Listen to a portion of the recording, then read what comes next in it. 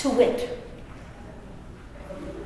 I took my first voice lesson when I was 50 years old. Now I'm skipping way ahead in the essay. I say that's what essay with quotes. This is from much later. And some of you will recognize part of this. I excerpted part of it for a back page essay in the Alumni magazine a couple of months ago. Before that day, before my first lesson, I had sung for my own pleasure and also for the occasional thrill of other people's surprised praise, which, when I was a child, came in the form of admiring looks from strangers on the bus or the subway car as I sat, 4, 6, 8 years old, singing at the top of my lungs, "As long as he needs me." And my mortified, very shy mother was forced to return smiles and even horrors to speak to people when complimented on my behalf. Later, when I knew better than to burst into song in public without the excuse of someone at a party strumming the guitar, it would come from people I knew and was thus more gratifying.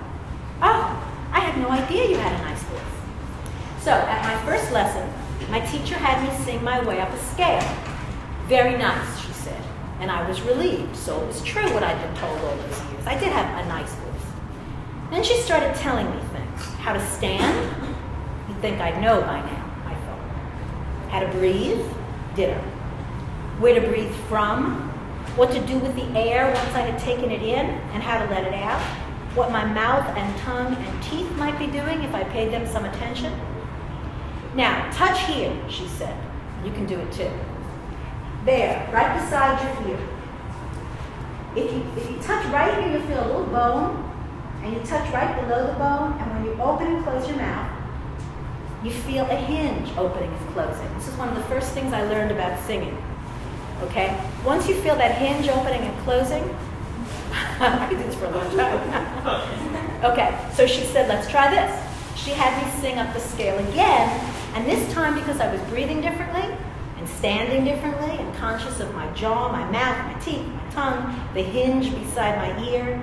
10 minutes into my first lesson, I sang up higher than I'd ever sung before.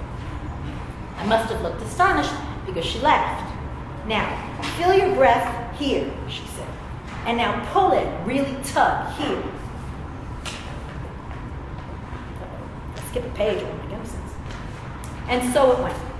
I learned how to fill my diaphragm with air, inflating it as much as possible, putting my hands on my midsection to feel the expansion of air as I released my abdominal and intercostal muscles, the ones that connect the ribs.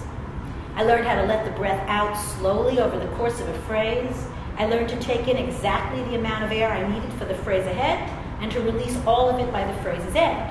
I learned how to think about what a musical phrase was, and thus I learned where to breathe in the course of a song, something I'd never thought about before.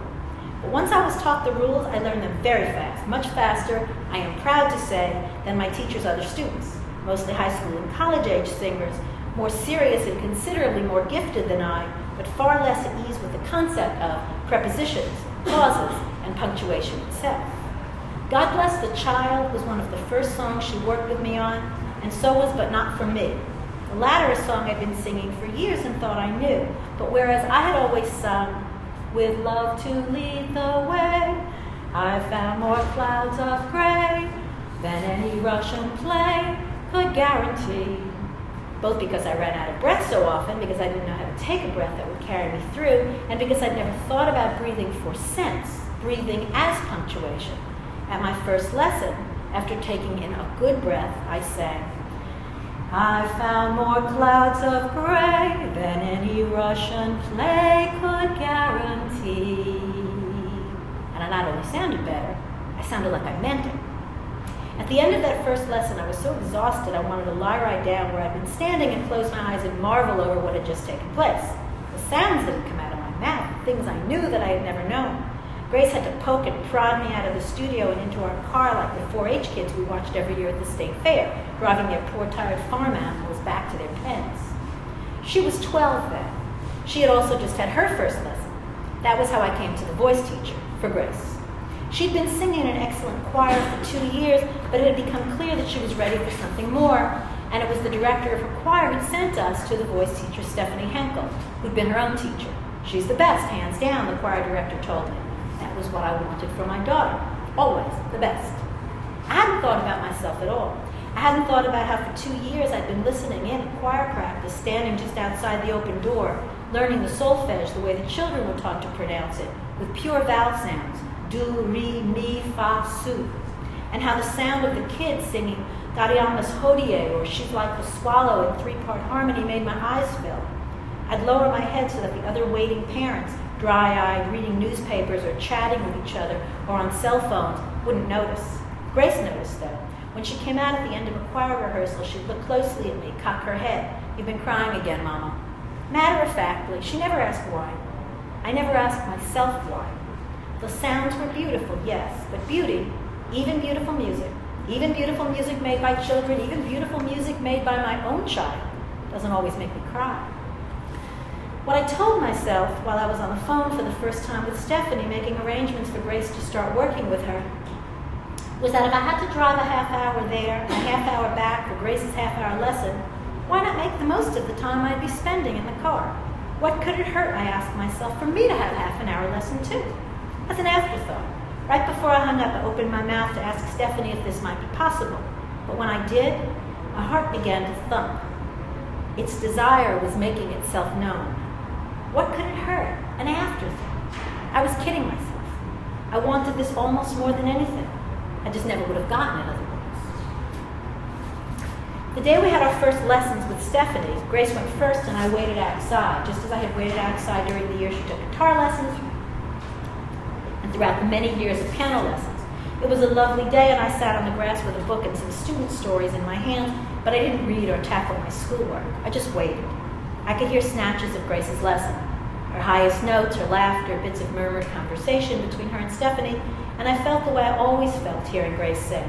Glad that I'd instilled in her a love of music, delighted to have a daughter who could sing so beautifully, proud of myself for giving her the chance to make use of her talent, amazed by how much she already knew and how confident she seemed. Then she opened the door and called to me, "Your turn, Mama," and I burst into tears.